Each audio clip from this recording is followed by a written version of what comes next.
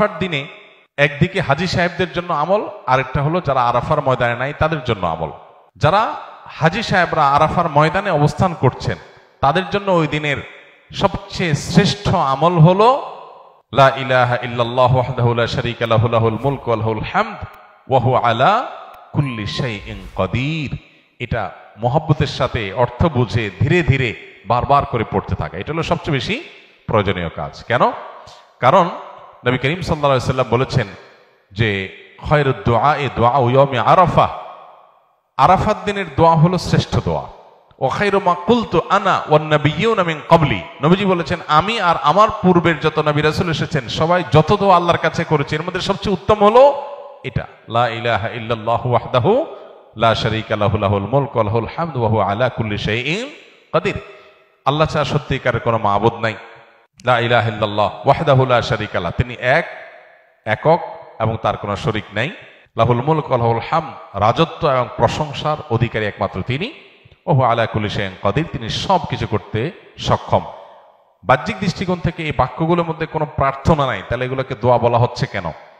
সেটা নিয়ে অনেক আলাপ আছে এবং মুহাদ্দিসিন ইকরাম একমত যে এইগুলো দোয়া, এখানে আল্লাহ রাব্বুল আলামিনের কাছে পরোক্ষভাবে নিজের চাওয়াকে পেশ করা হচ্ছে, আল্লাহর শক্তিমত্তার কথা জাহির করে আল্লাহর কাছে নিজের সবকিছুই নিবেদন করা হচ্ছে পরোক্ষভাবে, এটাও দোয়াই। তো এটা হলো আরাফার ময়দানে যারা হাজির অবস্থান করবেন তারা সবচেয়ে বেশি পড়বেন।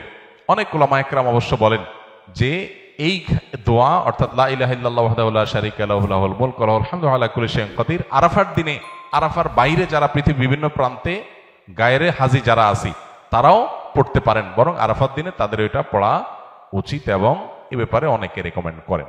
তাহলে একটা করণে পেলাম লা ইলাহা ইল্লাল্লাহু ওয়াহদাহু লা শারীকা লাহু, এটা পড়া। এবং আরাফাতের দোয়াকে সবচেয়ে শ্রেষ্ঠ দোয়া বলা হয়েছে, এই জন্য হাজী সাহেবরা বিশেষ করে যারা সেখানে অবস্থান করছেন ওই দিন একবারে সূর্য ডুবা পর্যন্ত, জোহর থেকে নিয়ে সূর্য ডুবা পর্যন্ত পুরো সময়টা দোয়ার ভিতরে ডুবে থাকা, এটা হলো সবচেয়ে বড় কাজ। আর যারা আরাফায় নাই, আরাফার বাইরে আছে, যারা হজে যাচ্ছেন না, তারা আরাফার দিনটাতে তারা রোজা রাখবেন। আরাফার দিনের রোজা নিয়ে আমাদের দেশে প্রতি বছরই গন্ডগোল বা মত পার্থক্য দেখা দেয়, কোন দিন রোজা রাখবো? এটা কি হাজিরা অবস্থান করছে ওই দিন, নাকি আমি যে দেশে আছি সেই দেশে যখন জিলহজের 9 তারিখ হবে? তো এটা নিয়ে উভয় পক্ষেই দলিল আছে, যুক্তি আছে, দুই মতেরই সপক্ষে আলেমদের বক্তব্য আছে। সেক্ষেত্রে তুলনামূলকভাবে আমি যে দেশে আছি সেই দেশে জিলহজের 9 তারিখটা হলে সেটাকে আরাফার দিন হিসাবে, আরাফার দিন যদিও বাহ্যিকভাবে মনে হয় যে আরাফার ময়দানের সাথে সংশ্লিষ্ট, কিন্তু আসলে এই যে দিনগুলা ইয়াউমুত তারবিয়া, ইয়াউমে আরাফা, ইয়াউমুন নাহার, ইয়াউমুত তারবিয়া বলা হয় জিলহজের 8 তারিখকে, ইয়াউমুল আরাফা বলা হয় জিলহজের 9 তারিখকে, ইয়াউমুন নাহার বলা হয় জিলহজের 10 তারিখকে।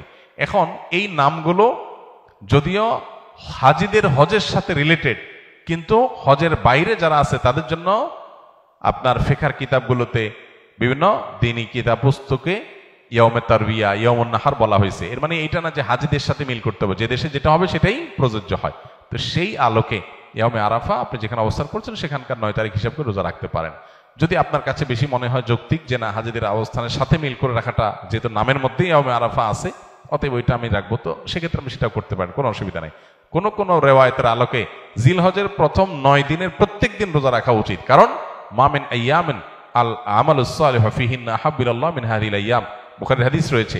এই দশকটাতে এমনি নেক আমল করা উচিত।